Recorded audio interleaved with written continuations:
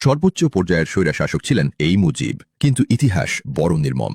সত্যকে দশকের পর দশক ধরে মাটির নিচে চাপা দিয়ে রাখলেও তা একদিন না একদিন বের হয়ে আসেই।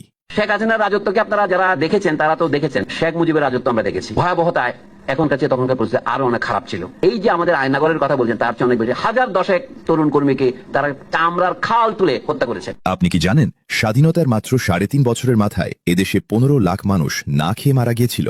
যখন প্রতি রাতে হাজার হাজার ক্ষুধার্ত মানুষ ডাস্টবিনের উচ্ছিষ্টের জন্য রাস্তার কুকুরের সাথে লড়াই করত, ঠিক তখন শাসক পরিবারের ছেলেরা মাথায় সোনার মুকুট পরে রাজকীয় বিয়ে করছিল। এই সত্য আপনার মেরুদণ্ড কাঁপিয়ে দেবে। 1974 সাল। ক্ষুধার তীব্রতায় অতিষ্ঠ হয়ে কবি রফিক আজাদ লিখতে বাধ্য হয়েছিলেন, ভাত দে হারামজাদা, নইলে মানচিত্র চিবিয়ে খাবো। পেটের ক্ষুধা সহ্য করতে না পেরে এ দেশের মা বোনেরা নিজেদের পরনের শেষ কাপড়টুকু বিক্রি করে এক মুঠো খাবার জোগাড় করেছিল। যখন দেশের মানুষ 2 দিনে এক বেলাও ভাত পেত না, ঠিক তখনই শেখ মুজিব বাংলাদেশ থেকে প্রতি বছর ভারতে 10 লাখ টন চাল উপহার হিসেবে পাঠিয়েছিলেন।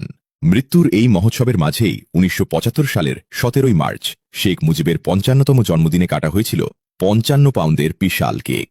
রবি খেয়ে লাখ লাখ মানুষ না খেয়ে মরলেও মুজিব পরিবার ঢাকা ক্লাবে আয়োজন করেছিল এক ঝাঁকজমক বিয়ের। সেদিন বিয়ের অনুষ্ঠানে অংশ নেওয়া প্রত্যেকে গাড়ি নিয়ে এসেছিলেন। সীমাহীন দুর্নীতি করে পকেটে ভরা টাকা দিয়ে তারা এসব গাড়ি কিনেছিলেন। সেই বিয়েতে আসা নারীদের গহনায় মোড়ানো শরীর এবং ভারী সব সোনালী গয়না আর দামি খাবারের পোশরা সাজানো ছিল।